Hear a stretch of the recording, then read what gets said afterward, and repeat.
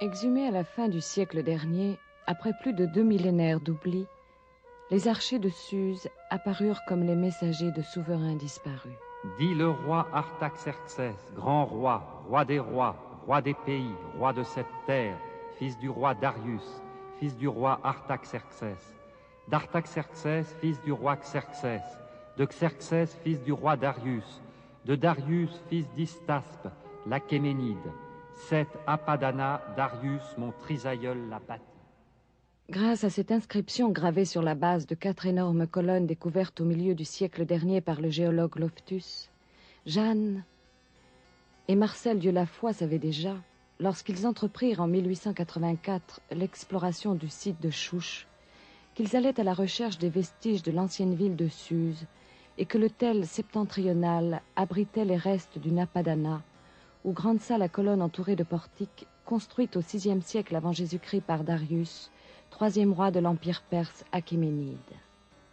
Seules quelques collines au pied desquelles se dressait un mausolée vénéré comme le tombeau du prophète Daniel évoquaient alors le souvenir de cette antique capitale, fondée à la fin du 5e millénaire dans la plaine fertile qui prolonge vers l'est, celle de Mésopotamie, berceau des premières civilisations mais toute proche de l'Iran montagneux aux cultures plus secrètes.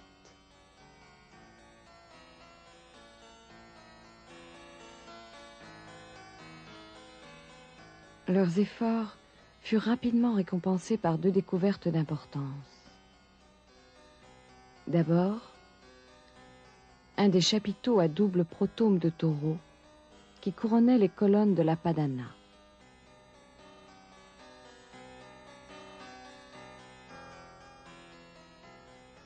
Puis, un peu plus au sud, tout un pan de mur en briques émaillées sur lequel se déroulait une frise de lion. Poursuivant leurs fouilles dans le même secteur l'année suivante, après avoir creusé une nouvelle tranchée, ils trouvèrent, à 4 mètres de profondeur, ce qui leur apparut comme d'énormes massifs lardés de briques émaillées.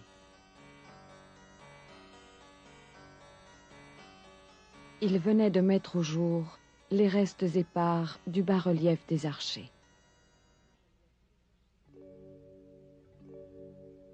Tournés vers la droite ou vers la gauche, mais représentés dans la même position, tous de même taille, les archers sont vêtus de la robe de cour que portait en temps de paix le roi lui-même, ses dignitaires et ses gardes. Dans le plissé, qui apparaît avec Darius et restera caractéristique de la mode perse, se mélangent des influences venues du monde grec contemporain et de l'Iran plus ancien. L'étoffe était richement ornée de motifs variés, dont les archers nous offrent 2 exemples différents.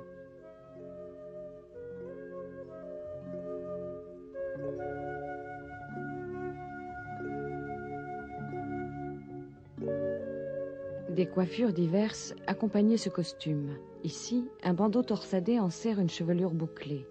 Dans le visage, identique pour tous et dont la couleur foncée semble être purement conventionnelle, seul l'œil vu de face vient rompre le profil parfait.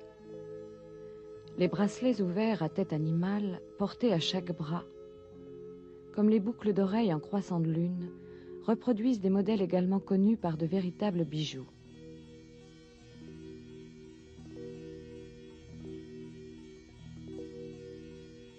L'armement est le même pour tous.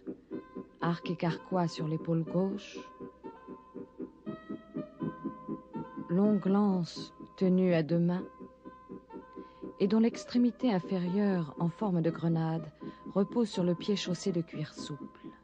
Dieulafoy voyait en eux les immortels décrits par Hérodote, gardes d'élite accompagnant le roi dans ses campagnes et ainsi nommés parce qu'ils étaient toujours au nombre de 10 000, l'arrivée de recrues nouvelles effaçant immédiatement les morts individuelles.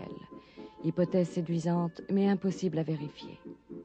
En effet, la tenue de combat des soldats perses, telle que l'a décrit Hérodote, est bien différente de celle que l'on voit ici. Mieux adaptée à la vie militaire, elle se composait de tuniques, de cuirasses d'écailles et de pantalons, dont des briques isolées nous montrent les dessins bariolés.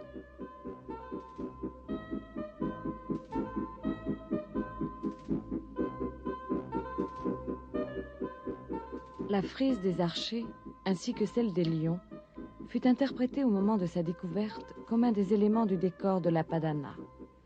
Il fallut attendre les travaux de la délégation en Perse, fondée en 1897 par Jacques de Morgan, complétés plus récemment par ceux de la mission Jean Perrot, pour comprendre que la salle d'audience, construite sur le même plan que celle de Persépolis, était complétée à Suse par un palais de type babylonien traditionnel, ordonné autour de 3 cours principales, à la manière de celui de Nabuchodonosor II de Babylone, et orné comme lui de reliefs de briques émaillées.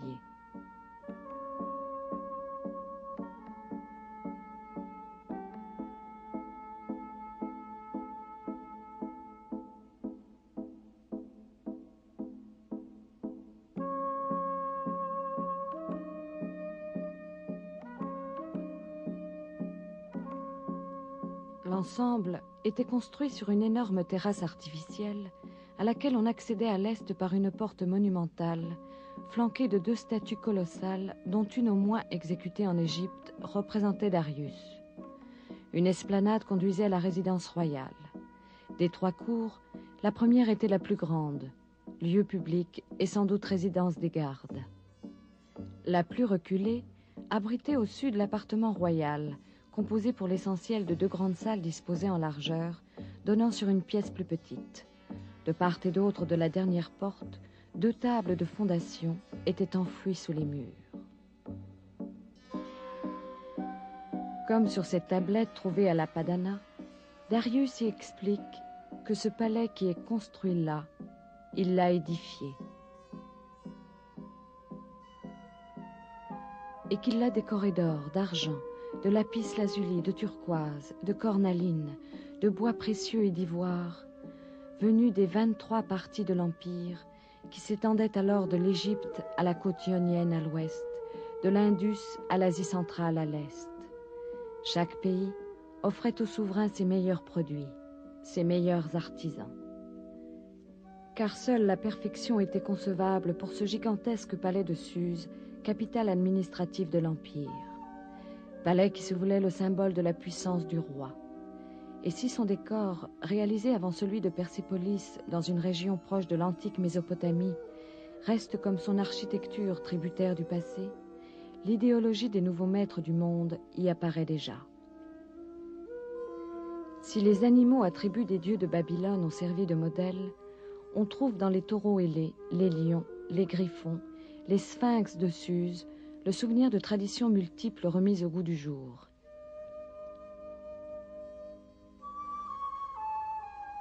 Mais le symbolisme de ces figures protectrices a déjà perdu de sa vigueur et leur fonction semble être surtout décorative.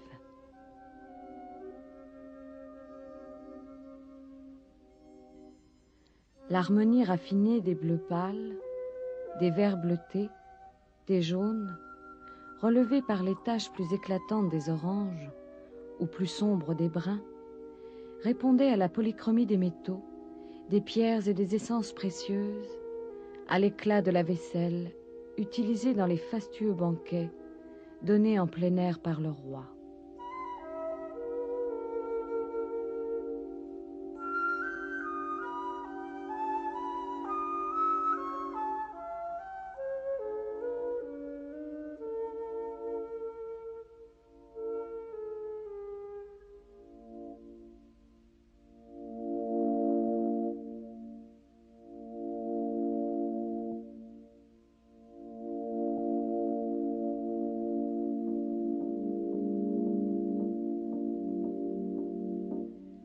La répétition des motifs, leur stylisation froide et élégante qui fige le mouvement sans le faire disparaître, visait à donner une impression de stabilité et de force, expression d'un monde définitivement pacifié.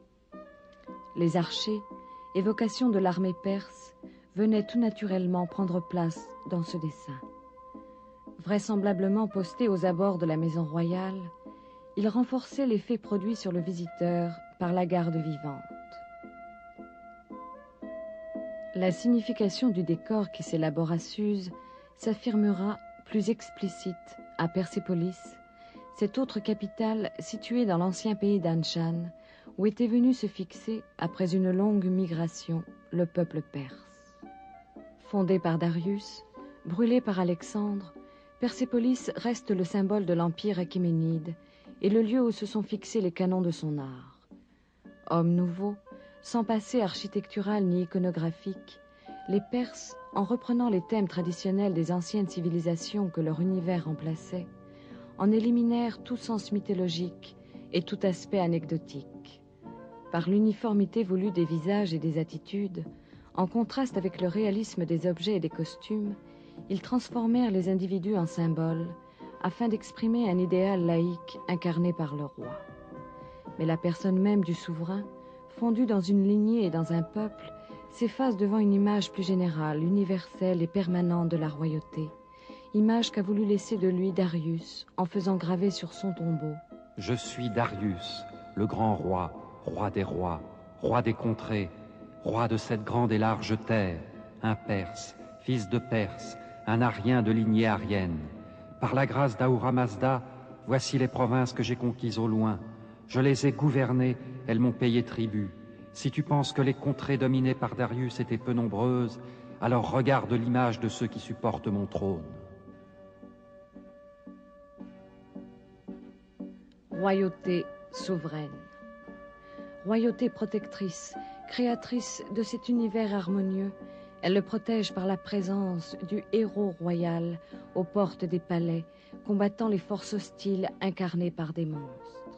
Mais le roi est aussi cet homme perse, fort de l'assistance des nobles de sa race et de ses alliés mèdes, comme de celle de son armée, masse indifférenciée, équilibrée, compacte.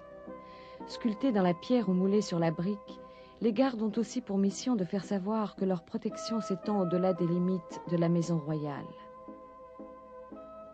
Et les archers de Suse, au lendemain de la bataille de Salamine, auraient pu se joindre au cœur des anciens qui ouvrent la tragédie d'Échille. Nous sommes, les autres Perses sont partis pour la terre de Grèce. Nous sommes ceux qu'on appelle les fidèles, gardiens de ces palais opulents et chargés d'or. En raison de notre dignité, le prince Xerxès lui-même, roi, fils de Darius, nous a choisis pour veiller sur son pays.